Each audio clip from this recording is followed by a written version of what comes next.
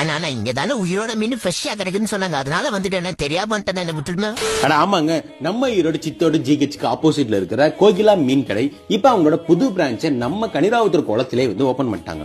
இனி நீங்க அகரகாரம், குளம், திண்டல், சூளை இந்த சரௌண்டிங்ல இருக்கிற எல்லாருமே நீங்க மீன் வாங்குறதுக்கு சித்தோடு வரைக்கும் போவோம்னா நீங்க கனிராவுத்தூர் குளத்துல இருக்கிற நம்ம கோகிலா மீன் கடையிலே வந்து வாங்கிக்கலாம். இவங்க கிட்ட எல்லா மீனுமே உயிரோட வந்து கிடைக்குங்க. மொத்தமாவும் நீங்க வாங்கிக்கலாம், இல்ல சில்லறை விற்பனையாக கூட நீங்க வந்து வாங்கிக்கலாம். பாறை, லோகு, கட்லா, ஜிலேபி, விரால், சிசி, பொட்லம், மிருதாள்னு எல்லா வகையான மீன்களும் உயிரோட நல்லா ஃப்ரெஷ்ஷாவும் இவங்கள்ட்டே வந்து கிடைக்குங்க. புதுசா ஓபன் பண்ண கனிராவுத்தர் குளம் மீன் கடையில வந்து பாத்தீங்கன்னா உங்களுக்கு ஐஸ் மீன் கிலோ 180 ரூபாய்க்கு வந்து கொடுத்துட்டு இருக்காங்க.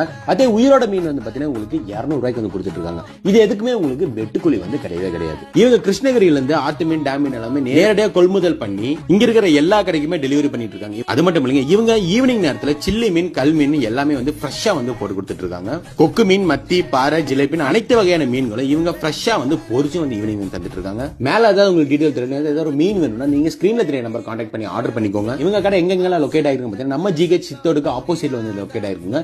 இப்ப புதுசா ஓபன் பண்ணிருக்கிற கனிராவுத்தர் குளத்து டு அகரகாரம் போற வழியில புதுசா இவங்க அந்த மீன் கடையும் ஓபன் பண்ணிருக்காங்க. சோ ஃப்ரெஷ்ஷா மீன் வாங்கணுமோ இல்ல மீன் சில்லி வாங்கணுமோ மறக்காம அங்க போய் வாங்கி பார்த்துட்டு எப்படி இருந்துச்சு அப்படின்றத கமெண்ட் செக்ஷன்ல சொல்லுங்க. இங்க ஒருத்த மாட்டிக்கிட்டா அவன்கிட்ட என்னன்னு கேக்குறேன்.